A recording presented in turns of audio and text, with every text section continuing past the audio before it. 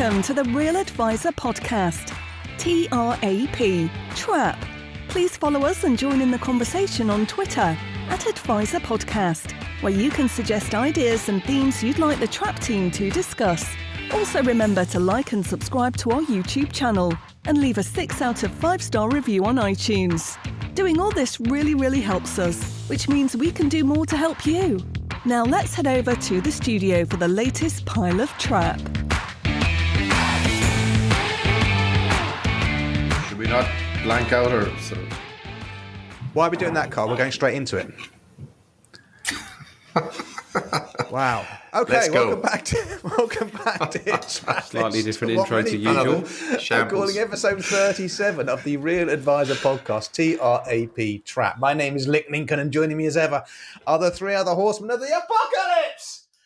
Carl the Voice Widger, Alan the Storyteller Smith, and Andy Ultra Hart. Now, gentlemen, we have a show packed full of absolutely nothing. So let's start unpacking it straight away with some more high energy reviews read out by my good friend, the Right Honourable Mr. Andrew Hart. Thank you very much, Nick. First is from Chris Hudson, entitled Easy Listening, excellent podcast, very easy to listen to. My good friend George recommended it to me and I'm forever grateful. Shout out to George. Great content from 4 wise men that anyone new to the profession should be listening to it. Keep them coming. Slightly longer review now from WA Josh G, entitled This is a Cheat Sheet, 5 stars. As an advisor who is in the process of going it alone after 3 years of big corporate advice experience, this podcast is gold dust. In a world where financial advice propositions can seem overwhelming and the thought of going self-employed can seem impossible, the experience and knowledge shared by the 4 guys is invaluable. Worth noting that equally as valuable, the information, also what they debunk is also incredibly valuable. Keep it simple, stupid, words to live by, 4 successful careers and business models bottled into our segments. This is a must listen for both new and old advisors. Back to you, boss. Well, what a way to start January. Get us all going. Right, thank you. High energy. Thank you, dear What a Trappist, for the motivational reviews. speech. Look, if any of you boys want to take over the review segment, you are You're the man for the job, Mr. Motivator. Jesus Christ. Back to you, boss. Come on, get on with it. Are we done? Right, thank you for those reviews, Trappist. Do appreciate it. And don't forget, please, our YouTube channel. According to our analytics department, 74% of you watch the YouTube channel but don't subscribe. If you've ever enjoyed our videos, please could you do me a favour and just click the little subscribe button? That would be lovely. Right, let's move on to some topical tidbits and put a timestamp on this. Just before we do, Oi. Nick, can I just say something? Yep. Mm-hmm. Why not? In the last few days, I've had various conversations, and we'll talk a little bit more about this during the show, but with a number of advisors, young advisors, good advisors. And I said to them, do you ever listen to Trap? And they said, no, I've never heard of it. I go, what? Couldn't believe it. Couldn't believe that people have never heard of the Real Advisor podcast. So it is another shout out, a reminder based on what Nick just says. Please do, if you are a listener, if you are a Trappist, send the link, share it with your community, share it with the network. Let's grow the network. All right. Carry on. ABC, Alan, ABC. Well worth done, mate. interjecting for. Right, Carl, revenue guidance on salary sacrifice, my friend. Yes, indeed. What a way to start the show in January and of a Monday morning. Although I know, Andrew, it goes out on Thursday. My apologies. Anyway, so last year there was legislation that basically allowed people, I've mentioned it a few times, to put in whatever they want in Ireland into PRSAs, which is our pensions simplification product. However, there's been some questions around salary sacrifice, and the Revenue have updated their guidance on that. Just wanted to mention it here because I think it's vitally important that as a profession, if we are advising clients, that we know exactly what that revenue guidance says. So make sure that you get yourself up to speed with what the guidance is. And hat tip to Dave Quinn, who posted the latest revenue guidance on LinkedIn. That's where I saw it first. So thanks, Dave. Okay, great stuff. Thank you, Mighty Quinn. Mr. Smith, relentless communications from direct-to-consumer platforms. I've got a little bit of money on two different D2C platforms, bit of legacy thing. One of them I was just wanted to test out what it was like to be a customer and have the experience. And I never really paid attention to this, but I started paying attention recently because I'm really trying to be focused and clean up my email inbox and things and get rid of stuff that I don't subscribe to and all that sort of thing. And so I noticed in the last few weeks that with these platforms, which I won't name because they're all the same, frankly, the email communication is freaking relentless. It's minimum once a week, often twice a week, of hot new ideas, this fund, that fund, our expert's prediction for this. And you start to read them, and they're always quite kind of interesting, superficially appealing. There's always a reason to believe that this could be a good investment to make. And I just thought the interests of these direct-to-consumer platform providers are absolutely not aligned with the interests of the investor using them. The more activity you undertake on a platform, the better it is for the platform. They're taking a cut, they're clipping the ticket in and out, buying and selling, all that. So it is clearly in their interest. Now, I know they're all highly regulated and everything else. They're not doing anything which is illegal, but you couldn't help but be influenced by regular, highly attractive suggestions for where you should move your money to. And I bet people are just looking at it and go, oh, that sounds interesting. Because you can do it, as we all know, one of the benefits of the evolution of technology in the last 10 or 20 years has been the ease of just clicking a button and moving your funds around. And so, I just sort of flagged that up as an issue for anyone of our clients or anyone else we might see who uses direct-to-consumer platforms. Question on that, Alan. Have you recently, within the last week, noticed that they've told you that they have BitCoin ETFs available? Because I have seen that, and I suppose what the client needs to understand is that the platforms don't give a crap what you invest in. They just want you trading. That's how they're going to make their money.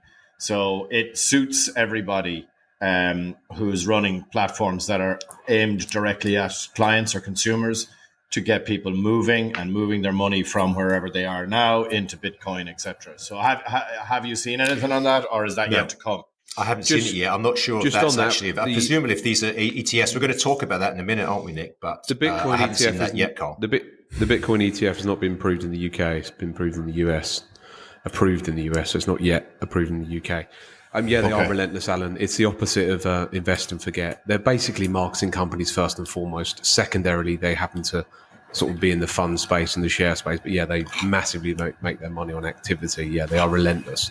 I mean, HL, the sort of beast in this space, has built his whole company from direct marketing in the years gone by. Their share magazines. It was you got to turn that off almost immediately if you join HL. So all the platforms are very, very pro. Information sharing with their clients, but there's no accountability. There's no accountability for it because if they promote something and somebody invests in it and it falls 50%, there's no recourse. They just say we provided you with information. We do not give you advice. There's no ombudsman service. There's no nothing.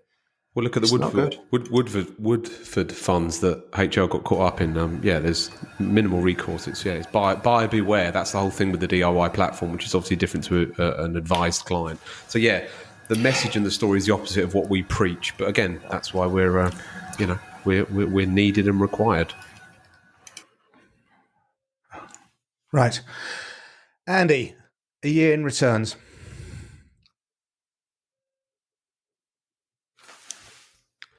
Back to me. Okay, there's a link in the show notes. A couple of points on this. This is from a blog, I suppose, run by a guy I know called Novel Investor. It's the 2023. If you're going to look at anything in relation to this space in terms of all the data, it's like data overload. The top performing sector last year was information technology in the US. In terms of developed markets, in order of top performing, it was Italy, Spain, Denmark, then the USA. In terms of emerging markets, it was Hungary, Greece, Poland, Egypt, Mexico. So there's a link in the show notes if you're interested in this sort of stuff, just to glance your eye across it. Somewhat useful information. I like having a bit of a scroll on this sort of stuff every so often. Again, clients may or may not come across it, but every year there's different, people in the top 3, people in the top 5. But yeah, so that's enough on that. Okay, well, coming back to Alan's initial point about direct-to-consumer platforms and communications, I do have a little bit of money, a tiny amount of money on Vanguard, just to see how they operate, and they're actually quite light in what they push out to me. They do the odd economic forecast and that kind of stuff, but they're generally pretty good. And they won't be one of the platforms that are going to now spam me with Bitcoin offerings, Bitcoin ETF offerings, because they're not entering the Bitcoin ETF market. That's obviously the current hot news in the cryptocurrency world at the moment. The fact that BlackRock have launched one. Vanguard are quite adamant they're not going to do it. And I think that's a good thing. In their press release, Vanguard state categorically we don't view Bitcoin as an asset class. There are 3 asset classes and Bitcoin ain't one of them, and I totally concur with that. And I'm coming around to the view that whatever Cathie Wood of ARK says, you do the opposite, and you're probably in a good place. And Cathie Wood is livid with Vanguard for not offering a Bitcoin ETF. And there's a link to the Bitcoin trade rag, which talks about this. It's quite a big stance from Vanguard, and I think, Alan, you've over the weekend there have been significant outflows from the Vanguard stable of funds as the hot investors seek some sort of crypto exposure via ETFs. God help them. That's right. There's the thing about Bitcoin in particular. If you ever look online, they are there's what they call maximalists. So it's if they like Bitcoin, they are absolutely relentless about Bitcoin, and nothing can stand in their way. And so there was a bit of, I saw it trending on X over the weekend, that they're all kind of rally. I mean, it was quite pathetic, really. Kind of, what are they? I don't know how many trillion Vanguard are assets under management, but there was sort of I'm trying to get a whole movement going. So let's close them down. They won't allow us to trade Bitcoin. I'm moving my money off the platform. I'm moving my $8,000 off the platform. We're going to bring them to their knees. So yeah, it's an emotive subject. It is, and as you know, Nick, you're going to mention it. I've done in my award-winning podcast.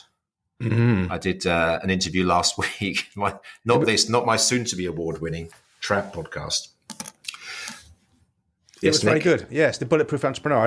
Any Trappists who haven't clocked onto that yet, listen to it with Ray Trapani, who there's been a documentary on Netflix is current at the moment, isn't it? It's quite high on the Netflix charts about this particular Bitcoin scam, and really good. I believe you might have you got a story to tell us about this, Mr. Smith? I've got a story to tell about the.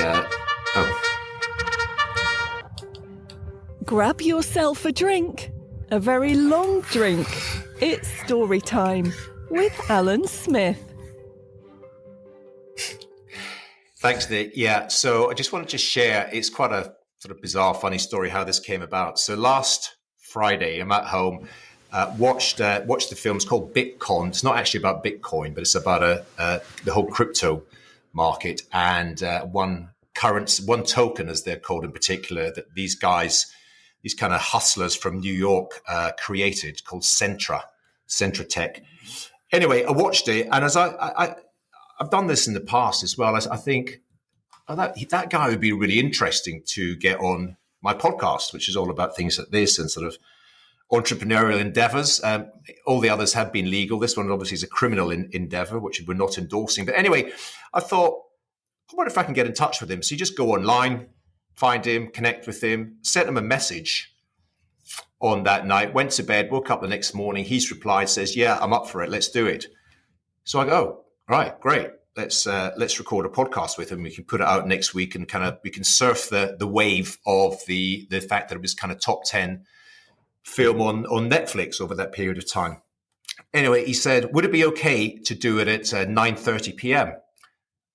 And I think, yeah, I suppose so. I want to just turn this around quite quickly. I need to be a bit flexible. So I replied to him and go, yeah, no problem at all. That works. Let's do it on the Monday. Let's crack on. I enlist my trusty sidekick, George, who's my producer on the podcast, that kind of holds my hand throughout it, make sure that I'm doing the technical bits okay. And it's all set to go. And all of a sudden, I've just realized that that's 9:30 p.m. New York time, which is 2:30 a.m. It's 1:30 in the morning, and I think, oh my God, how am I supposed to do this? I think, I'm going to have to, have to reschedule. I'm going to have to cancel it. And I say, and again, George, bless him, he says, no, let's just do it. Just crack on with it. This is, you just got to, go with the flow. I had a bit of email exchange with Ray Trapani, and I told him this is going to be 2:30 in the morning. And the reason that he had to do it at that time, 9:30, is because he does it from home. He's got 2 little kids. He said, I can't guarantee that it wouldn't be soundproof. So it's like proper domestic reality of him trying to. He said, if I couldn't do it really any earlier, so I could change the day, but the time would have to be about 9:30 p.m. if you want to do it. And I think, oh my God, what am I supposed to do? So I thought, all right, let's crack on. I drove into my office, which is what I don't normally do, and I brought a sleeping bag with me to the office. A little mat, a pillow, a sleeping bag, some provisions. Why did you do that? I didn't know. I just thought what I was supposed to do. I thought, 2:30, it's the worst time. If it was like 4:30 in the morning, it'd be all right. Just get up really early. Or midnight, you would just stay up a bit. But 2:30 is like the worst time to do anything.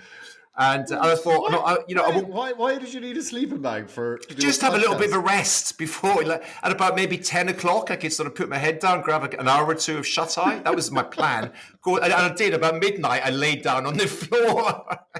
I've got a little lounge area in the office. I laid down on the floor. Didn't sleep at all. Eyes wide open, staring at the ceiling. Oh my God. And so we cracked on and did it. And it's funny because if you look at we actually launched on YouTube as well, which is the first one we've done. And I was thinking, is it very obvious that it's 2 or 3 in the morning? And it's somehow not. You get a bit of an adrenaline boost. So we finished about 3:15 a.m. And of course, I'm completely buzzing now. I'm wide awake. I've just had this sort of podcast interview now. And it was mad. And I sort of stepped outside. Thank God I brought my car. So it's like, I'm in the city of London. It's 3 o'clock in the morning on a Monday night. It's not even as if it's a Friday night or a Thursday night or something. I can tell you there's a lot of bizarre characters walk around London at sort of the middle of the night. Yeah. Thank God I got my car fully locked. There's some pretty strange looking people. Look at that time of night, including managing directors who've just been sleeping in their office. Oh God. So the moral of the story is, first of all, you should just try things, reach out to people, even if it's unlikely that they'll respond to you, because you never know what will happen. And also you've got to do what it takes. If you've got to do a podcast at 2 or 3 in the morning, just do it. And by the way, I had a massive team meeting the next day. We had a sort of kickstart to the year team meeting the next day. So Don, my colleague, said, "You look a bit tired this morning, Alan." I said, "No wonder. Let me tell you why." So it was quite an experience, but all good. And it's our sort of biggest ever number of downloads on the Bulletproof Entrepreneur. So thank you for mentioning, Nick. But that's the wide world, the crazy world is just referring to getting us back on track to crypto investing, Bitcoin, and everything that's attached to that. Because you're right, it has had approval by the SEC. I think there's 11 ETFs. Just a point on that as well, just to sort of round it off. It's bizarre that it was expected that as soon as that got approval, the price of Bitcoin would take off. And what's it done? It's fallen 15%. Yeah, but it did in the first few days. It went up 8.6% or something like that, and then it dropped off. But it's if you want to show clients the journey of your Bitcoin investment and the reason it should only form a very small part of your overall portfolio. Last week is the perfect example. And you can also now on your iPhone, you can show them the long-term journey that the Bitcoin price has gone on. And just ask people, are you comfortable with that level of volatility where you might make fortunes, but you might lose fortunes too? So, yeah, I think the last week tells us everything we need to know about the Bitcoin story. And well done on the podcast. And I think for any younger advisors out there, shoot your shot. Right here you have Alan Smith running a very successful firm, still taking those risks. You never stop taking those risks. Anyway. Okay. Thank you, Carl. That's last point. Just the Bitcoin ETF, they're never buying Bitcoins. They're just tracking the price. Just so you know, they just whatever the price is, they don't own Bitcoins. After the show, I'll talk to you about time zones. Alan. They're only something that doesn't really exist anyway. We'll take it offline. Right, next point, Alan. NextGen Academy.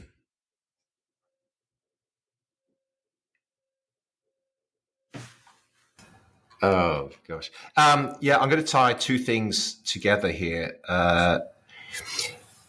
NextGen Academy is it's a training program run by, guess what? NextGen. NextGen, for those who don't know, I mean, they're pretty well known in the advisor community, particularly amongst the youngsters. I know that Andy Hart they are. is a member. They've got this academy, this training program, which they've completely redesigned. I think relatively recently. So we've just signed up. I think maybe about 10 people in our team to go through this, and it looks like it's a fabulous resource. Anyone who's the challenge with all of us running relatively small businesses is, we've got something grandly titled the Capital Academy, but it's difficult. We don't have the resources and the organization to be able to deliver this in the way that someone like NextGen has, who are sort of dedicated support team and platform. So we've signed up for this, and there's a lot of training through the kind of more logistical and exam-based type process, but there's a lot of training also on behavioral coaching, how to speak to clients, how to build relationships, all that sort of thing. So shout out to the NextGen Academy. And we'll put a link in the show notes. If anyone is at that stage in their career where they can do with some development and some sort of training, then that's a resource. And it is, I think it's very, very good value for money. On a similar note, I just want to follow up as well. Andy's got his finger raised. He wants to say something. Oh, sorry. Yeah, go on. Yeah, I've heard great things about it, and I know quite a few people that have been through it. I think the big change is it's gone from being really expensive to included in your membership. I think it was a few £1,000s, maybe £4,000 or £3,000 or something like that, and then they've just included it in their membership. So, I mean, wow, it's an amazing resource. So definitely do check it out if you're a firm owner and have people that need to be trained up, or also if you're one of those individuals as well. So yeah, good shout out, mate. Cheers. And similar to that, similar but different.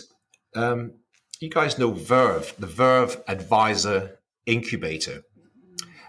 I don't know, run by Kathy Harrison. I don't know Kathy, but I see and sort of track their progress online.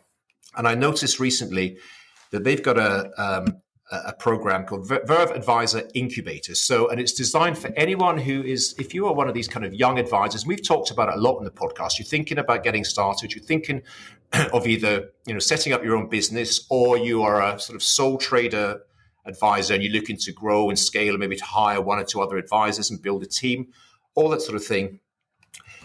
You should check this out, the Verve Advisor Incubator. It looks like a fabulous resource. Training, development, mentoring, coaching for people going through that stage of their business journey. They also even give you access, if you're working from home, but you'd like to go and sort of work in an office 2 or 3 days a week, you can get access to that. Again, it's, to my mind, relatively inexpensive to get on the program. Now, I had a little exchange recently with, I think it's Haley Rabbits, who is the person who delivers this. The day this podcast goes out is the day that Verve Advisor Incubator is due to close. But because I said to her that I was going to mention it on the program, she's happy to extend it by a further 7 days, by a further week. And this particular, they do it in cohorts, right? You join it, then they'll do another cohort, I guess, later in the year. But for now. So if anyone's listening to this and you're at that stage, you're thinking of maybe spinning out and starting your own business, or you want to grow the business, or you're that kind of relatively early stage and you need some mentoring, development, guidance, maybe even an office space to operate from some days, check it out.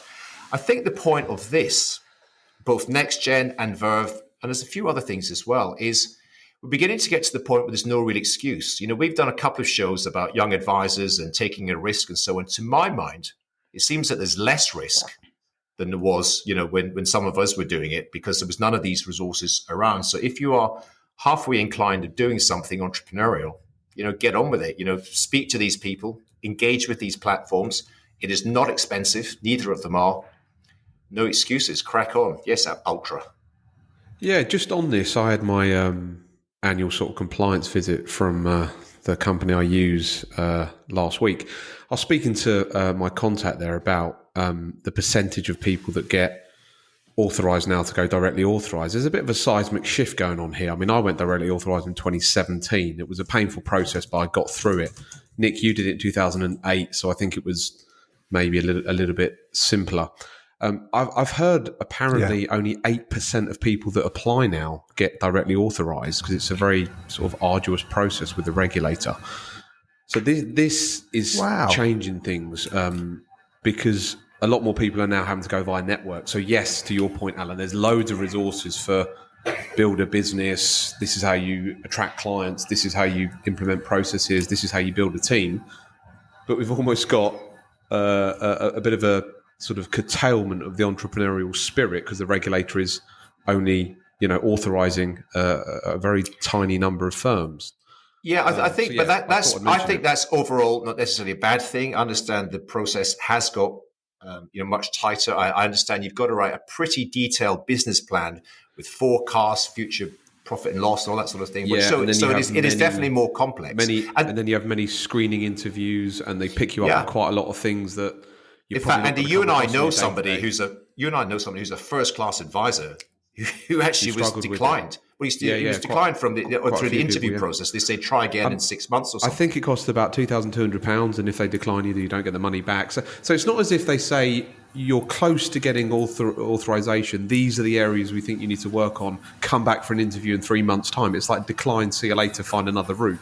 So I think they're going to make it slightly better. Again, I don't know it well enough. I'm just sort of dabbling in this space, but I don't think it's a catastrophe to go through. We've mentioned again before a couple of the sort of modern style networks that seem far more switched on, proactive, digital style than some of the more legacy ones that we've been familiar with. So it's not the end of the road, at least to get you started, get underway, get all that kind of regulatory and compliance support.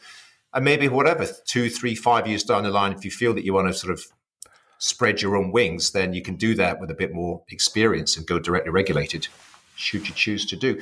I've just noticed, and a lot of it is to do with Trap. I think we've kind of opened the doors or the minds of a few younger advisors. I'm getting a lot of calls, and you guys are as well, and messages and things from people in situations and circumstances and organizations that they don't love. That they're recognizing there's a better way to operate, and there's a lot of movement in the advisor community right now. There's a lot of particularly younger advisors just looking to evolve, change, either set up their own show or look towards migrating towards a company that really does embrace all the things that you and we all talk about. So it's an interesting dynamic space right now, and it's great that there's so many resources for people. Absolutely, what's available now is that's out there is amazing. Okay, moving on to the next story here, and this was brought to my attention by a Trappist fan of ours, and we know this guy's a good guy, John Doyle. He's on Twitter or X, whatever it's called, as @Juniper_John, and we call this the Real Advisor Podcast, right? TRAP, Trap, the Real Advisor Podcast. And the reason we call it that is that what we do, the four of us believe that real financial planning is about doing the financial planning, and the financial planning is paramount, and everything cascades off the financial plan, off the cash flow, which you then tinker with and alter and adjust over the years to get our clients to a successful financial outcome. But so many advisors still don't do it. It's not integral to their business, and they'll offer it as an add-on. And this story that John Doyle put on Twitter was in FT Advisor, and there's a link to it in the so-called show notes, and from about this firm called Fairstone, who are a decent-sized firm. But Matt Jeffrey, their head of office and independent financial advisor at Fairstone, said, with the ability to add on additional features such as a twice-yearly review, bespoke investment solutions, ouch, lifetime cash flow planning or estate planning, our services can be truly tailored to individual needs. Cash flow planning is not something you bolt on for those particular clients who are going to ask for it. By the way, none of them are going to ask for it because none of them know about it. So it's still out there, this thing where it's treated as almost an addendum thing, a sort of box ticking thing for those people that we think it's suitable for. To me, I still find it staggering, but it's just a reminder that the Real Advisor Podcast, what we're doing is still, I think, relatively niche NICHE for our American listeners, niche, and is not the status quo. Any comments on that? Should we move on? Yeah, I have a comment on that. Where does that comment, that quote, fit or sit with your latest consumer duty rules, which you boys told me said that the FCA wanted to see cash flow modeling in every single case? So is that not contravening the new rules? I think Well, the consumer duty is guidance. It doesn't say every single person must do by law must do this. This is what they're beginning to expect in terms of delivering a comprehensive. They're all about value for money. But I think the point. So I think that's the direction of travel that the regulator wants the industry to move in. But it's painfully slow. I think, and we said it before, and we'll say it again. We operate in a bubble. I speak to you guys, and the only other advisors really that I hang out with, they all know this. They get this. They deliver it to clients. It never ceases to amaze me. Without a plan, you don't know how to invest. Is the whole point. How can you possibly? Because the planning is about the direction of travel you're headed in, and the timescales and all that other stuff. So to do it to invest without it is just a complete and utter nonsense. It's putting the cart before the horse, and it's completely nuts. Look, but that's just so blatantly obvious to us. Yeah, but I suppose we all know that, and that's look. We have to be careful of being in an echo chamber as well, right? That we're just repeating the stuff. But so, can I just ask a question then? RDR were rules, and everyone had to abide by the rules, whereas the consumer duty is guidance. Like how? Yeah. So guidance sort is. Of. Yeah. Sure, that's pretty. Well, it's guidance, but the FCA is. They have shown their teeth a bit early on. Yeah, I think their focus initially is around the asset management space, and value for money and all this sort of thing. But it is well known. I think I saw Lancat tweeting out the other day about he feels that this year is when the regulator is really going to begin to focus on the intermediary market and the expectations. I don't think they can ever say you must deliver cash flow modeling. I don't think that's not their remit. But they would say this is what we would expect to have. But RDR was you had to be a certain level of qualifications.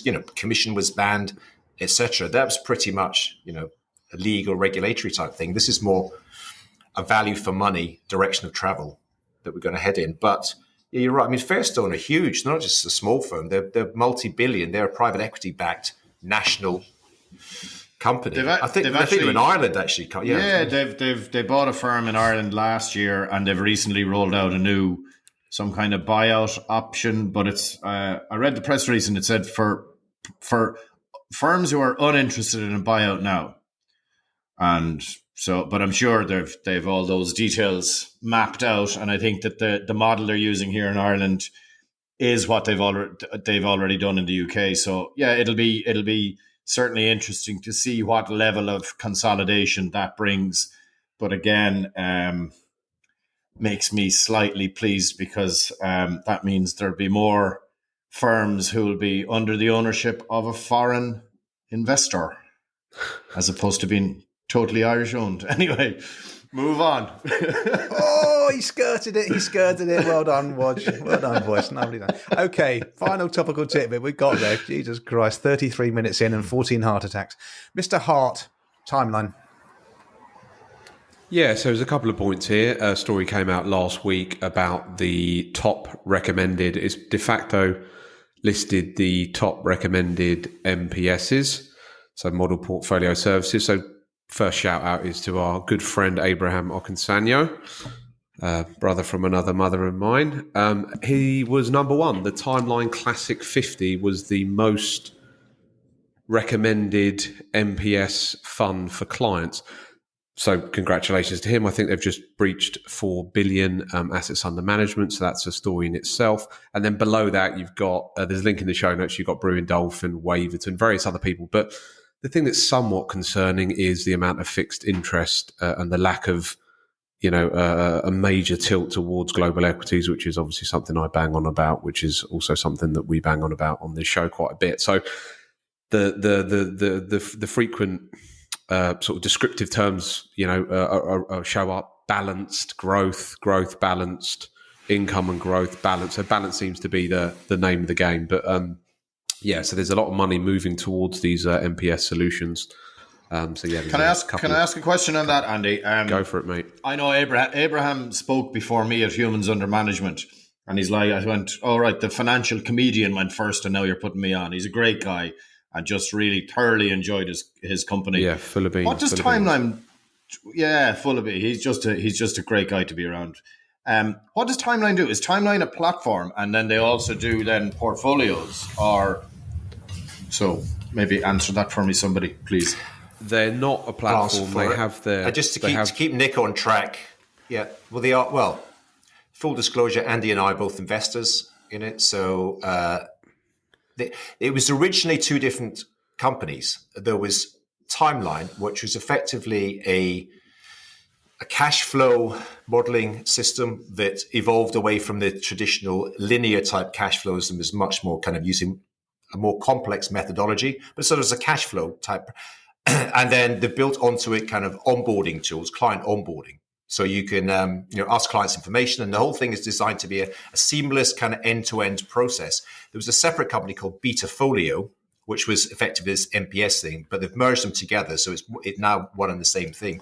So I think ultimately, I don't know if you know, but in the States, they've got this idea of TAMPs, turnkey asset management programs. So it's a kind of soup to nuts. The entire, from the first time you meet a prospective client, all the sort of regulatory stuff, onboarding, risk profiling, et cetera, and then the managing the money. What they haven't got yet is a platform.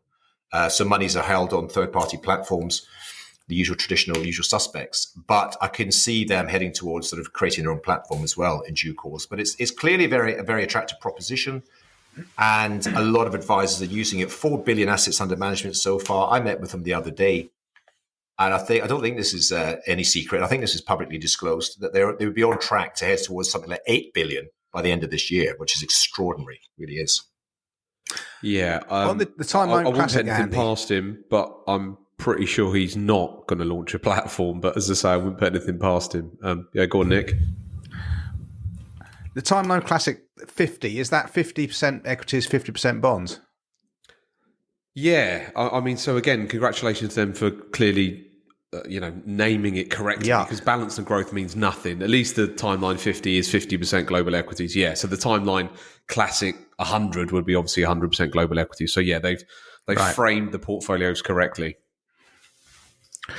Okay, great stuff. Okay, thank you, gentlemen. We're at 37 minutes in somehow, and we've done the topical tidbits. We're giving it a dab with thrashing. I think it's time to move on to the meat and potatoes of the show, which we haven't even discussed in our pre-meeting rambles. And I don't know who's leading off on this. I don't know what the hell's going to happen, to be honest with you. The whole tech has been held together with elastoplast and plasticine. But I think it's personal learning and development. The whole tech is just not working today, and it's stressing Nick out. So apologies if there's some delays and all that kind of stuff. It's giving me a great laugh, Nick. I'm sorry. The over-talking is for the Trappists. I apologise for the amount of over-talking today. We have got technical issues which account for some of it. Some of it's just down to us cretinous trap packers. So personal learning and development. Who wants to lead off on this? I'll give it a go. If you like. You've been quiet so far, Alan. You crack on. Thank you. All right, now can you go then? No, I'm teasing. Come on, cheeky git. If anyone wants to ask a question, Alan will answer it. Right? Come on. No, I'm not doing it now. That's it. It's going to sound. Listen, we've had. Trappists get in touch in the past to say, because we're always talking about in the culture corner books we've read, podcasts, blah blah blah. So the four of us seem to be consumers of information, knowledge, etc. And so we thought we'd share. We've all got sort of slightly different techniques. We all sort of absorb information differently, but I think for certain I think it's one of the most important things you can do in business or life in general is to be an eternal student. Keep learning, keep listening, keep watching. And so we thought we'd share some of the ideas. I'll just run through quickly some of the technology that I use. I'm not a book listener. I don't use Audible. I've had it in the past. I don't absorb information in books very well through listening. Podcasts are okay because they're more sort of conversational. But books, when they're saying really interesting things that I want to remember, it's much harder to do in an Audible version. So I use Kindle. and I've got a standalone Kindle. The app is also on my phone, and I read books that way. And at any given time, I must have like 10, 15, 20 books backed up to read. And as I read them, I highlight things. There's often a sentence or a paragraph that I think that is really profound. That's interesting. I could use that again. Super helpful. But what you find is you never go back to it. You never listen to it. You never sort of remember it ever again, probably. So I was very pleased a couple of years ago to find an app called Readwise. I know you're going to mention it, Nick, as well, because you've sort of really got into it again recently. So Readwise is an app that connects to your Kindle, connects to pretty much anything, Google Books or even, social media, tweets and things like that. But what Readwise does is, and you can format it in whatever way you want, but I have it scheduled such that kind of first thing in the morning when I'm having a coffee, I effectively get an email, and I have 10 randomly selected highlights from any book I've ever read in history, and it just sends them to you again. It just sends them. You can have more than that. You can have less than that. You can have as many as you want. I get 10 in the morning and 10 in the evening. And because it's so random, this is the thing called, in terms of internalizing and remembering some of these things, because you forget some book I read 5 years ago. I thought I completely forgot I read that. And this is known as spaced repetition. If you get every now and again, you're reminded of something, that's the way you actually do internalize it and you do remember it. And I think, and often it's just bizarre because you think, for whatever I'm working on, I'm thinking about that particular time. The thing that pops into my email inbox at 6:30 in the morning, I think that's actually really relevant and really helpful to what I'm doing. So I use Kindle, I use Readwise, and I also, for saving other documents, I use something called Pocket, which is another app, which if you're reading something online, reading a blog or something online, and you don't have time to read it, save it to Pocket and then go back and pick it up later. So that's my opening. Over to you, Nick. Yeah. Okay. Thanks for that, Alan. Just coming on your point there, this is going to get down in the weeds for people that aren't into these apps, but you can link your Pockets to Reader. Reader is the app that Readwise have just launched, and Reader is like this gathering space for all these things. So not just your quotes, but you can snippets of articles on the web. You can highlight stuff on the web, and it will go into Reader as a highlight, which you can tag and so forth. Okay, I didn't know that. Okay. Well, if you're a paid member, you're a subscribing member of Readwise, you have access to the beta. Will it scan your Reader dishwasher app instructions as well, Nick? No, I don't do those. No, it will, heating. Nick. It does. It does. It does physical books. If you've got a book, no, and I'm teasing. I was just playing along with Andy. If you take a photograph, it does OCR, and it recognizes it, and you can save it in the same thing. So you can have your dishwasher, your IKEA wardrobe instructions, anything you want, my friend. Underfloor heating instructions. Helen Howcroft, if you're having your nails done in your nail boutique right now, you can laugh out loud, listen to this. Underfloor heating instructions. Store them as a PDF so when you're not around, your partner can know how to work it. Yes, continual learning. We're all mad on that, aren't we? We've all got the time to be able to do it as well. We appreciate some people are, if you're an employee, perhaps you don't have as much free time to do the personal development as perhaps we do, but we're all four of us are massively into it. And I read loads of stuff, and I Audible. I take your point, Alan, with Audible. I don't retain as much if I listen to a book. So I listen now. Alan Partridge puts out these or rather, Steve Coogan puts out books on Audible. I listen to those on Audible, but not much else now. I've gone back to Kindle for the reasons you said, that you're reading something using your eyes. The brain tends to retain it, and you can highlight stuff. And Readwise, this thing, there's a lot of psychology behind Readwise, as you said, spaced repetition. It's okay reading something once, but you've got to read it like 6-7 times before it lodges in your cranium. And Readwise just throws these snippets out at you that you thought were worth annotating, and it pushes them to you, and you think, oh yeah, that's right, that book, that's where I learned that, and I've forgotten that. That's really good. It just in terms of everyday stuff and managing. I'm not a solopreneur, I'm a solo advisor. So I do it all myself, and that's fine. That's the path I've chosen, and I love it. But I do need to use some apps to help me just gather my thoughts and gather my notes and make sure I do stuff, because I'm terrible at retaining things in my brain. And if something comes into my brain, it'll just be gone. I have to put it somewhere. I have to write it down or put it into an app. So I remember to do it. And I use two two apps that are really key for me. And Andy, I know you use both of these, or you certainly did. One is very clean and tidy. One is a much more in-depth app. And the first clean and tidy one is something called Google Keep, which is just purely a to-do list app. It's nothing else. And you can put it on your phone, on your computer. And if I'm out walking, and now and again, believe it or not, guys, the odd inspiration does come into my head, but I haven't got a pen on me. I'm miles from home, and I think, oh, Christ, by the time I get back, I know I'll forget about this. So I just open up Google Keep on my phone. It's clean, bam, put the thought down, and it's there. Good thing with Google Keep is, this is a sad thing, but it's a good thing. It will buzz you based on your location. So I set up Google Keep. I have a to-do list in there, and I said, when I get home, notify me. So obviously it tracks my location on my phone. I'm out for a walk. I come back after 2 hours. I get back through the front door, and my phone pings me with a notification from Google Keep saying, this is the to-do things that you notified when you're out in a walk. That's just really handy. And the more in-depth one is an old sturdy favorite, which I think might be on its last legs. There's always talk of it just collapsing, which is Evernote. And I use that extensively. I use the paid version of Evernote. The prices have gone up quite steeply, but I get a lot of value from it. You can just put all your life into Evernote. Yeah, things like manuals, but just whatever you want to put in, PDFs, clippings off the web. It's just a really good data-based tool, and you can tag things, which I love. So you can have one article can have multiple tags. It could be politics, could be self-development, whatever you want to do. And that's what I use to try and keep a grip of the stuff. Because as I say, my brain I don't know if I've got early onset dementia or something, but I just don't retain stuff. I can remember what I did 20 years ago. I can't remember what I did last week. So having the electronic sort of Lincoln in this cloud, which is a frightening thought, is really helpful for me. Andy, you're obviously you're big into your tech and everything, and your digits raised. You're going to say something to slag me off. I can feel it. Go on, get it out. No, it's fine. Digital Lincoln. I've just had a little bit of a thought about that. I'm just going to give some points. We're blessed in this mighty profession that part of it is lifelong learning. It's amazing. We're sort of inadvertently paid to become smarter and wiser over time, which means we can, help more clients, et cetera, et cetera. Yeah. So in terms of what information I consume, I'm quite big on Audible. So I do listen to most of the books. However, I'm being a bit more intentional in 2024 and trying to read a few more dusty books. I believe I retain the information a lot better.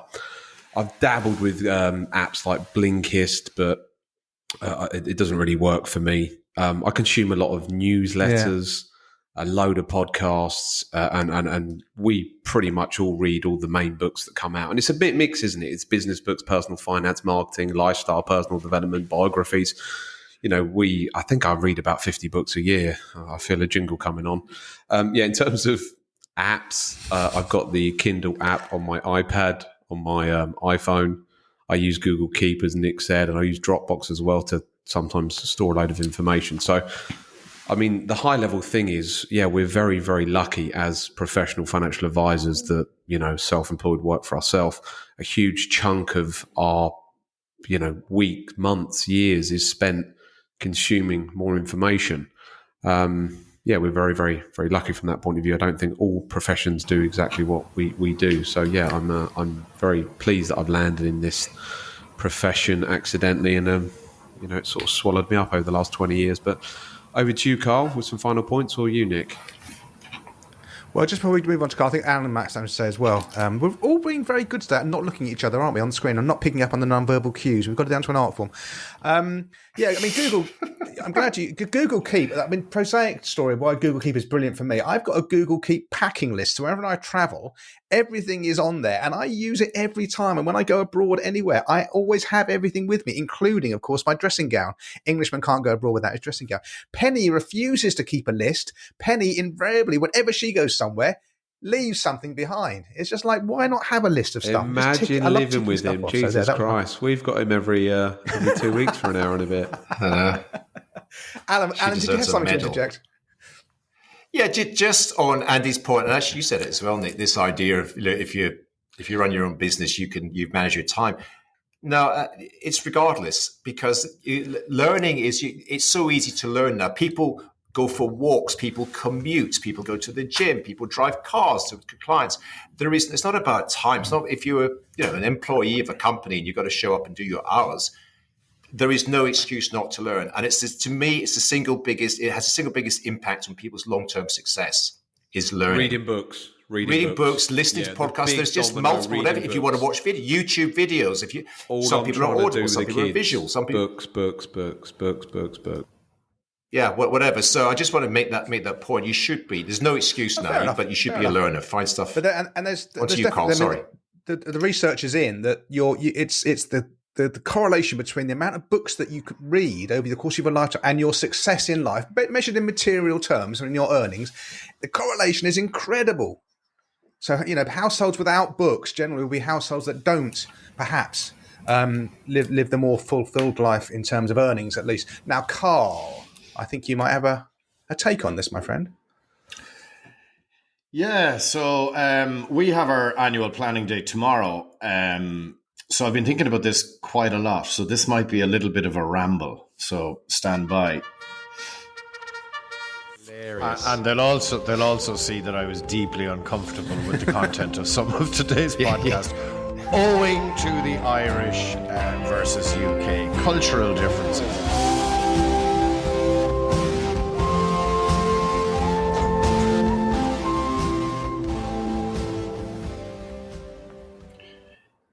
Thanks for that, Nick.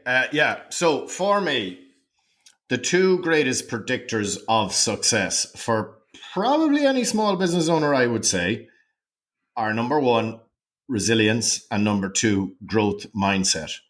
And one thing I would say I have failed from time to time as things got tough and I had to become more resilient is I forgot about the growth mindset piece. So that's the first thing I would say. The predictors of success are not only resilience, it's resilience and a growth mindset. So growth mindset for me is, having that ability to be a sponge. So to take lots and lots of different things in. So it's not necessarily about just doing podcasts or just doing Audible, but I'll talk about a couple of things in a minute. But it's what we all need to understand in this brilliant profession that we're so privileged to operate in is that we're not inventors.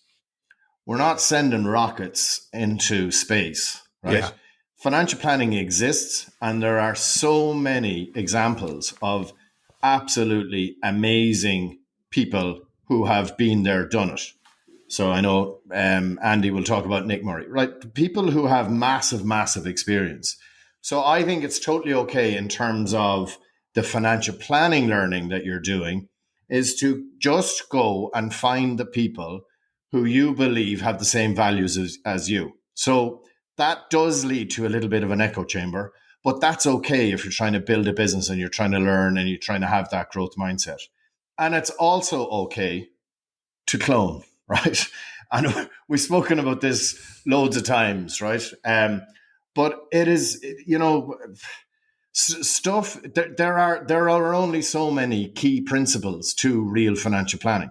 Yeah. You can't make up anymore. It's just how, find ways, how can you deliver these key principles in the best possible way? How can you deliver them to your own team? How can you deliver them to your existing clients? How can you deliver them to, potential clients down the line? They're the kind of things in terms of learning that you should do.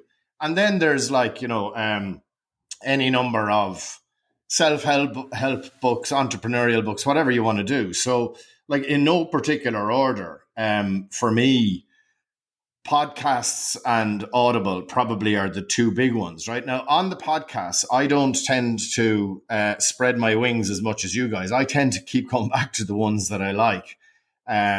But I have got some great recommendations, to be fair, from Trap. So in the show notes, going back through episodes, and I listen to a lot of stuff. And probably because we're in the echo chamber, a lot of it does resonate with me. So I think there's great podcast material to get there. Audible, so I'm the total opposite to Alan and to Nick. I find it very difficult to read books, although I'm reading at the moment one chapter a day, my new morning routine. The Diary of a CEO by Stephen Bartlett. I haven't got it in my culture corner because I haven't finished it yet, Andy. But it's really good, and and I am actually enjoying the discipline of sitting down. But you see, that's the difference for me. It is a discipline as opposed to you boys go and enjoy it or whatever. So maybe I can turn one into the other. On Audible, then, you know, I might have 2-3 on the go at any one time. And in this growth mindset piece, right? So we spoke about the Eckhart Tolle book, and I couldn't get it at all, right? But I am trying to push myself to read some stuff that will push me a small bit. So one I have just finished in my long walks that have become part of my routine as a result of my sore back is the Anthony DeMello book called Awareness. And I can't remember where I saw the recommendation for this, but I listened to that. It's very similar actually to the Eckhart Tolle, but probably a little bit more relatable for me, but definitely on the same vein. So I would say, you know, push yourself to maybe go a little bit outside your comfort zone. Like I would love the Atomic Habits and the Essentialism. They're all pretty much down the same vein, and they're all pretty much telling me the same thing, stuff that I already know, but that I should be doing a little bit more of. Andrew, do you want to interject there before I keep going? No, I was just saying, you mentioned Atomic Habits, mate, right on cue, so all good. You carry on, mate. I've got a book recommendation to share in a minute. Excellent. Newsletters, right? So newsletters, finding people, and I'm going to give credit to Alan here. So Alan thinks that I don't listen to him all the time, right? But I do. I subscribe to Dave Zoller as a result of a Trap recommendation. Really good. Some of it maybe not so. But hey, does any of us, you know, put content out there that all of it is brilliant? No. And I think, you know, so this goes back to if you want to be the best financial planner, that, you know, that you absolutely can be. There's people out there producing amazing content, and you just have to subscribe to their newsletters. Another one then that I'm really enjoying, but it's because it's January and the mindset is reset and refocus, is Dan Murray Surter. Is that the one? I think, Alan, you recommended that one as well. If I'm going to give Andy a plug, because it's deserved, Home Premium is just fantastic, and I share it with all of my people in here all of the time. So that's a mix of, you know, financial planning newsletters and personal growth newsletters. That kind of stuff I think could be really good. I've said it time and time again. Insight Timer is the best €70 I spend every single year. If you're having any struggles with your sleep, with anxiety, with stress, get on to meditation. And I promise you, if you're having the struggles with sleep, anxiety, and stress, it will not work at the start, but stick with it. And there's loads of different types of meditations you can do. So some are guided, you can do yoga nidra, but some are just little talks that can put you to sleep. Alan. Thanks, Carl. Very insightful. I use Calm, and I've been using that for quite a long time, and does all that as well. But just another point on this, and this is a kind of a confession, I suppose, or disclosure, and bring us right up to date. I've just done something over this weekend to hopefully help myself. I find myself during idle moments, like I'm buying a coffee in a coffee shop, or I'm just get my phone out and I go on social media and I scroll social media, and I'm very aware of this. Andy spoke about it, I think, last year. This, dopamine. Was it called Dopamine Nation or something? The book. There's a book. It's very well documented. We know if we see something on social media, and the world is obsessed with it. If I'm on a train, everyone's scrolling Facebook and Instagram and all that sort of stuff, and it gives you a dopamine hit, and it gives you a little buzz like that. And book reading doesn't give you the same. Sitting down and reading long form books for an hour at a time does not give you that same dopamine high. And I'm aware of this, and I know that if given a chance, often if I'm just waiting in Starbucks for a coffee, I'll flick through Twitter, I'll see what's going on in that, and then I don't like myself for it because it's detracting from me reading long form books. So the only way of dealing with this, and I've just did it over the weekend, I've downloaded an app called App Blocker. And I tell you what, you can't break into this. Short of throwing your phone in the bin, you can't. I've scheduled it for certain times, and I very much limit the time I can use any form of social media. Which also, the way I set it, also includes WhatsApp, so I don't get all the nonsense from you guys on with such frequency. And so I just block myself out, and I can't use it. And it's very interesting because after a while, you think your natural response is, I'll quickly jump on my phone and check Twitter or LinkedIn or something. I think, oh shit, I can't. What should I do now? Oh, I might as well open the Kindle app. I could read 20 pages of a Kindle app of a Kindle whilst I'm doing that. And it's far better. So I think it's understanding your limitations. As we know, it's a bit like we were saying before with the D2C platforms bombarding us with information as humans we respond to. Similar with social media. We respond to this stuff. There's no question about it. You know, we're only human. So the only way you can deal with that is by eliminating the option of actually doing stuff which is kind of negative in the short term. Andy, you've got a thought? I'm very intrigued to hear how you get on with that, Alan. So we'll talk about that as it develops. I'm just going to mention this book. This, according to me, I believe is the Bible for this mighty profession, Nick Murray Around the Year. It's basically 365 snippets of various things that you do as a financial planner. So in 2023, I tried to read a section every day. I got to July. So I'm starting 2024 in July to the end of the year. Get your hands on this book if you can find it. It's pretty thick. I've been through it about 4 or 5 times. So it's a massive recommendation for Around the Year by Nick Murray. You'll be glad to hear, Andy, that Nick Murray is doing a prospecting conference, seminar, and Metas Ireland have signed up to it. So we're all going to watch it together. So that's happening. Everybody should have got that invite. Yeah. So no, it's really good. It's just, it bores me because I've seen so much of it and I just think it's a lot of repetition. But that doesn't mean that it won't be very helpful for a lot of the new people that we've got in the business. On your point, Alan, about the social media and that kind of stuff. So look, you can put in app blockers and all of that kind of stuff. But I think the first point of all of that is to get really intentional with it and to, actually talk to yourself about, no social media at night. I've started doing it. Like Andy says, let's see how that's going for me in a month's time, right? Because it's January, it's kind of easy. I have to say, I have said this to you guys privately. Twitter it's definitely not giving me any dopamine hits at the moment. I am more and more being less and less intrigued by it, not loving it at all.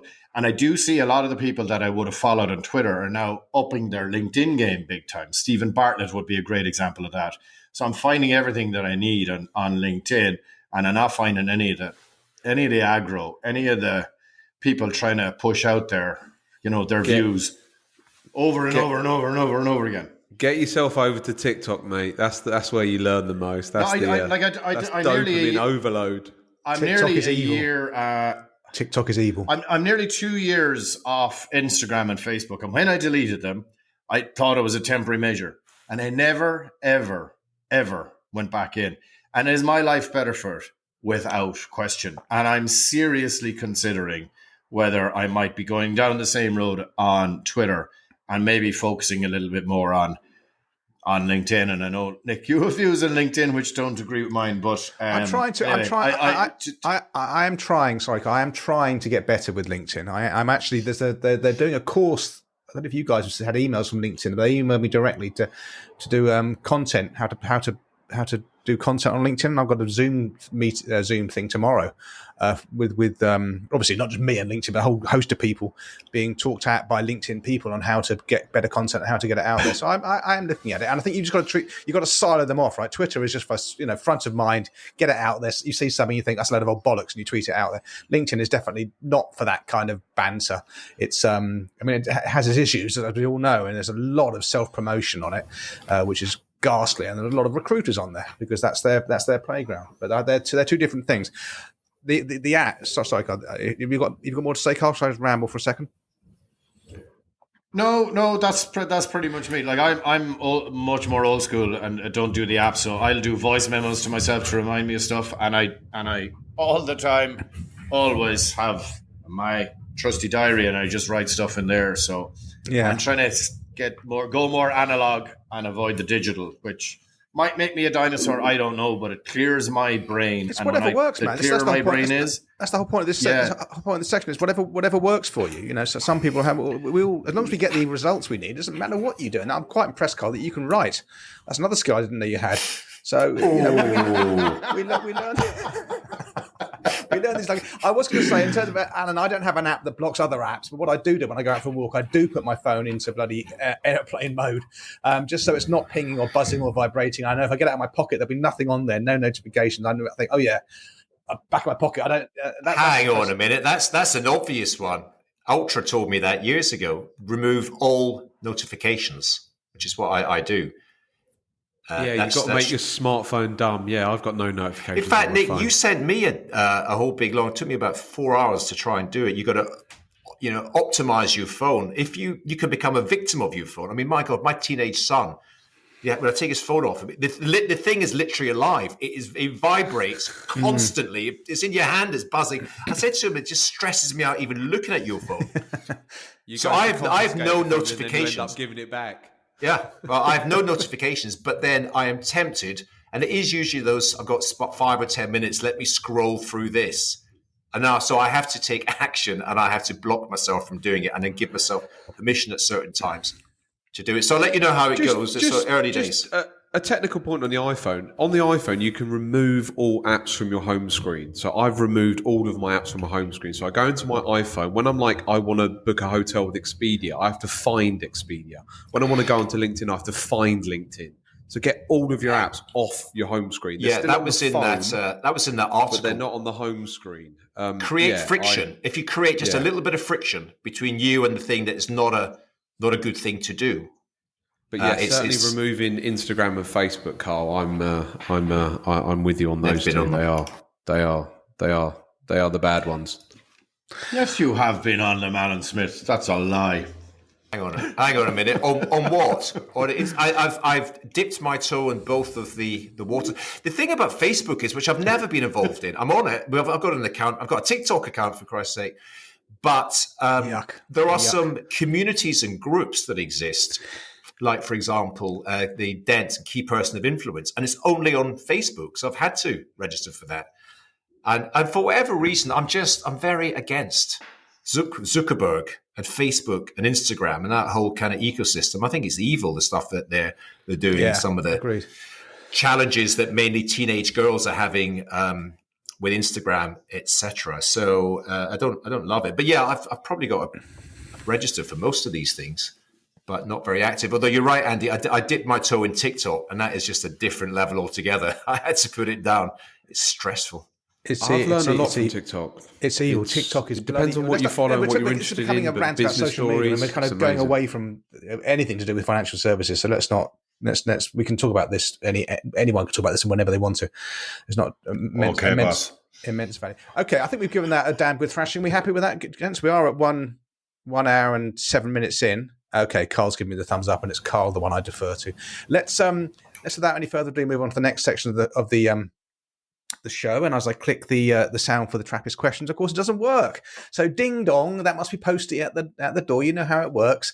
And she's brought a bulging sack of Trappist questions. We are getting through them. Thank you, Andy, for that. Let's see if the left opening transition works. God, if there's an alternative to Riverside, anyone knows of it, please do let me know. The first question, if you want to send us a question, in on Twitter that Carl doesn't look at anymore, but on the pinned tweet at Advisor Podcast, there's a link and you can submit your questions. We do go through them. We're now up to October from last year. So if you posted a question in October, November last year, your question will be answered shortly. We've got a long one today from a nun practitioner. It's more of a comment than a question, but I think it'll resonate with us as practicing financial advisors or those of us in the advice chain. And the listener's name is Mark A. He's on Twitter as, this is at ABB04645603. Catchy. And he says, been listening to your great pile of trap for a while now. I'm not a financial advisor, but I work in telecoms. I had an actively managed company, ABC Wealth Management, put me into a Standard Life SIP. They're an active IFA. They put me into a Standard Life SIP. Even with my limited knowledge, a few things didn't feel right, and I had that gut feeling that it was oversold. So a few points to mention. traditional pension companies, Standard Life or whatever their new name is, they will read your email within 38 days. Some customer service, that is. Yes, well, welcome to our world, Mark A. His IFA firm, ABC Wealth Management, send out a weekly market commentary email, which is massive. And I'm not sure how any of his clients would have time to read it. It's a huge mail, and Mark has sent me a copy of the email over, and it is just unbelievable. Just economic prognostications, how they're tilting their portfolios based on that week's events. It's really is the stuff from the one of the circles of hell. His third point, Mark said, I've been in their ABC Active 7 fund, which is one of their highest risk factors. In other words, it's got high exposure to equities. And then Mark goes on to say that we simultaneously, as setting up my SIP, we put some money into Vanguard funds directly, and they have done better than this actively managed ABC Wealth Management Fund. Lastly, Mark says, ABC's funds are pretty much hidden and their portal is useless.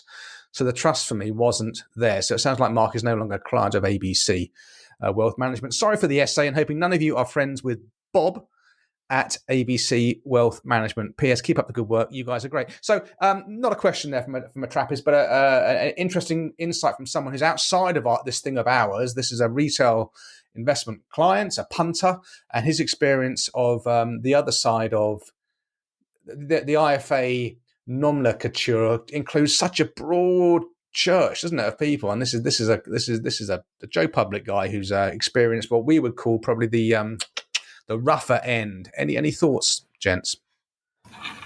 Is that the biggest red flag? A weekly market commentary email? Is that it's one of them, isn't on it? The investment side, are we saying that's the biggest red flag to avoid? There's so many red flags in that.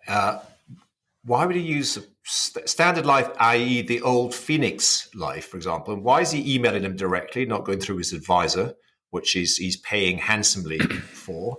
Yeah, weekly updates. I mean, what the hell? On a 7-day cycle, we're going to move up your funds, or we think now's the time to go to emerging markets. It's nuts. I mean, I read all the whole thing, and sad to say, we do get some flack for being critical, as we have said in the past, and calling out. And of course, it's not actually Bob from ABC, and it wouldn't be appropriate for us to share the name, but it represents all the things which are wrong with our sector. Unfortunately, this kind of relentless focus on fund management activity, moving stocks and bonds and funds on a weekly basis, and in doing so, significantly underperforming his Vanguard funds, just buy and hold long term. It doesn't sound like there's any structure or any financial planning. It's suboptimal, to use a Nick Lincoln word, and just disappointing. And I'm glad that we're able to sort of shine a light on this. And Mark A, hopefully he's learned a bit from our ramblings over the last year or two. Carl. It sounds like on the question that he's left this firm and he's now, hopefully, if he's listening to us, he's gone to a real financial planning firm. Wouldn't it be amazing to hear from him to say, this was my experience with active management, blah, blah, blah, and here's now my experience with financial planners. And it would give us a really good insight as to the key things from a client's perspective as to what we should be focusing on in terms of messaging. Nick? Well, funnily enough, Carl, I've actually got an email in my inbox from Mark. I sent him an email this morning, so I will ask him that question. I'll just say, are you no longer with ABC? And if so, what is the firm you've gone to like, and what experiences do you want to share? And so I'll get an update. And if he comes back to me, I will bring it into a future show for sure. Andy. Well, yeah, no, he says about this weekly email being huge, and as if any clients have time to read it. Even if the clients had all the time in the world, it would add nothing to their outcomes. This is the misconception. I wish I had more time to read more investment market commentary and therefore I'd make better decisions. No, it's the opposite. It's very weird and countercultural and counterintuitive. So again, our message is, polar opposite of what, mainstream financial and investment media want to sort of pollute clients' brains with. So yeah, it boils my blood. Okay, so where are we at? We're at 73 minutes in. We've got another question in the hopper. Chris Bowers, we will answer your question, my friend, in the next episode of Trap, episode 38. But for the moment, I think that's it. And we should pretty much, with haste, move on to Culture Corner. He clicks and waits. And there's no sound on Culture Corner either. This is great, isn't it? Okay, so Culture Corner. Shamble, yeah, thanks, Carl. Culture Corner. We'll start off with Carl. I'm not going to tell you what it is. Go on. What's your Culture Corner, Carl? And he's muted. It is Kits' podcast, the Michael Kits' podcast, where I can't remember the lady that he interviewed, but it's basically around there's a massive problem in the financial planning profession whereby advisors, planners are trading wealth for health. And it was just perfect for me for January. I think everybody should have a listen to this. You need to make sure as you're progressing through your career that you don't leave the health bit to one side. Because all you're going to do, if you don't make time for exercise, nutrition, fitness, mind your mind now, you're going to have to make time for illness down the line. That's for sure. So, yeah, I thought it was really good. I haven't listened to Kits' actually for a while, but that one kind of grabbed my attention. And, really enjoyed that one. Perfect for January and New Year's resolutions and all of that. So there you go. Very good. Thank you. Thank you for that, Carl. My one is a book that I read on Kindle, and it's a book called Dead in the Water, Murder and Fraud in the World's Most Secretive Industry. And the shipping industry really, not figurative, literally is another world in our world. I mean, the oceans, what are they? 80% of the world's surface is ocean. And we don't know half of what goes on under the sea. And what goes on the sea is just another world. And our dependence on these super tankers and these massive container ships is, I don't think we understand how dependent we are on them. And this is a really, really good story. It's 300 pages about a ship called the Brilliante Virtuoso, which was allegedly attacked by pirates in the Gulf of Aden, which is in the news in a minute because our unelected prime minister, not elected by the populace or the party members, is trying to start World War III by taking some bombings out there. He thinks he can control the Red Sea, can't control the English Channel, but there you go. Anyway, just so between Yemen and Somalia, the ship was allegedly attacked by pirates in 2011. Turns out it wasn't actually as straightforward as that, and the story is fantastic. It goes into everything. It goes into the Lloyd's of London market, what you're doing for your high net worths.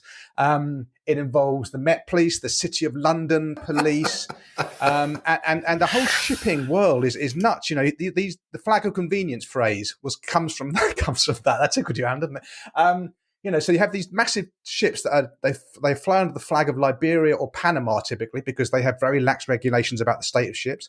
The ships are owned by companies that are based in Bahamas or Nassau because for tax reasons. The directors of these shipping companies are there based somewhere else, typically Greece. And for historical reasons, Greece has a lot of shipping magnates, and the whole world it's just really, really difficult to know what the hell is going on at any one time. And the people who run these ships, you've got to be a certain. They're men. They're always males. You've got to be a certain mentality to go on these ships. It's hard bloody work. You're away from your family for months on end. It's dangerous. And this story is really interesting, and it pulls everything together, and it kind of links to our world because it's to do with the city, it's to do with insurance, it's to do with Lloyd's of London, it's money, it's fraud, and I would really, really recommend it. You don't have any interest in in shipping or what have you to find this an engrossing read, so I highly recommend that. There we go, Mr. Smith. Yes, good shout, Nick. I don't know, but I've got that book. I don't know how I've got it. I must have seen it elsewhere. I haven't read it yet, but it looks very, very intriguing. Just a quick point with all these glitches and technical faults and everything this time. Thank God the Trappists love them, because I remember when we had a chat, I think at Hum last year, spoke to a bunch of people and I said, yeah, it's a bit scrappy. We don't really edit it. And he goes, no, we love that. We love the amateur nature of it. This is definitely not what you call a highly produced, overproduced, slick professional show. And it's unfortunate when the technology, and you're right, Nick, you're doing your level best there, but the tech has let us down in terms of the drops and all the rest of it. But hey ho, there we go. Someone who has got we're loving our echo chamber. Yeah, we're loving it. Someone who has got this whole kind of content thing down to a fine art is the author of my recommendation for Culture Corner, a close personal friend of mine, Nick. Right, okay. Go on. No, the bell's not working. Can you? Oh, my God. Ding! Yeah. A guy called Ali Abdaal. who I've had a few chats with in the last year or so. I'd love to get him on my pod. And he may well do that. Very entrepreneurial guy. He's a guy who was qualified as a doctor, was top in Cambridge, and started as a side hustle a YouTube channel, which he's obviously now, but he's doing full time, highly successful.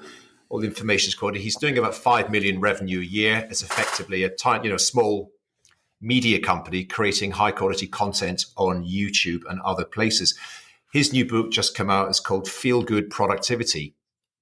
And I've just read it, and it is really good.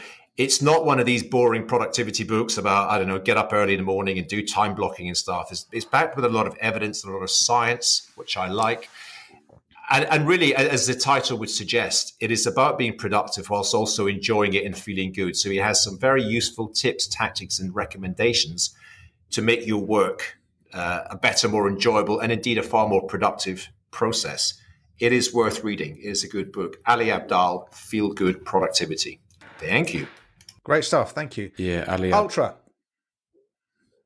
Okay, I've got 3 recommendations. The first one is Visual Capitalist. They've put out a recent article called The Top 10 Retirement Planning Mistakes.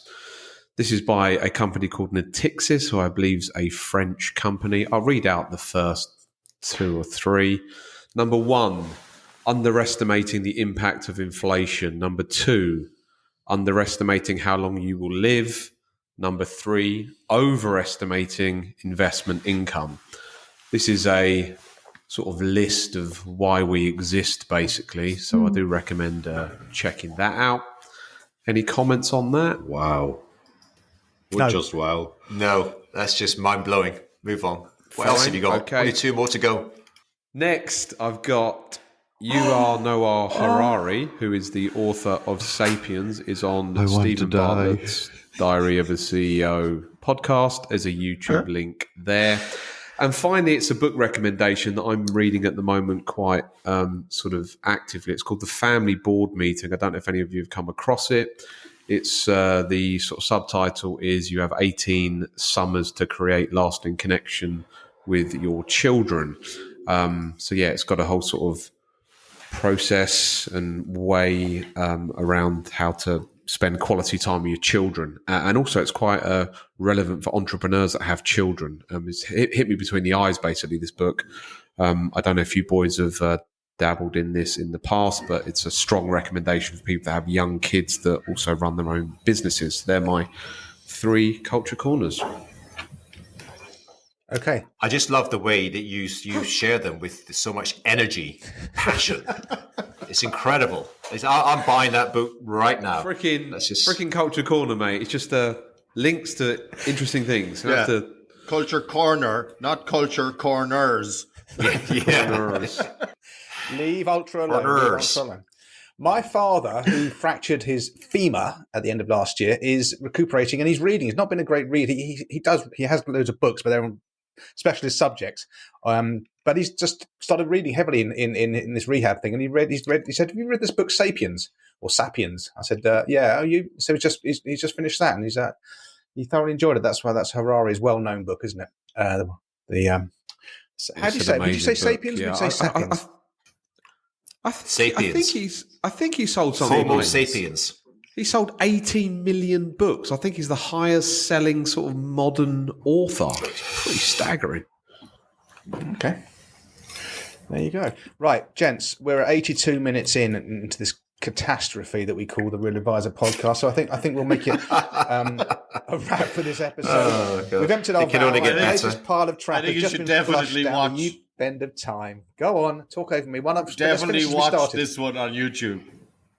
Yeah, you need some visuals for this. Oh my! I'll give you some bloody visuals. Come on! Thank you. Wrap this up, Nick. For the love of God! Leave a review on iTunes. 6 out of 5 stars is fantastic. If you watch us on YouTube, please do subscribe as well. That'd be great. But until the next time, from the Trap Pack, even it's adios, and take care out there, folks. As Lick Lincoln reaches for the final outro, clicks it, Absolute and shambles. sweet FA happens. There we go. What a shambles! Absolute shambles. Oh well. Right. Okay. Let's go. I'm done. See you later. Bye. See you later. Bye.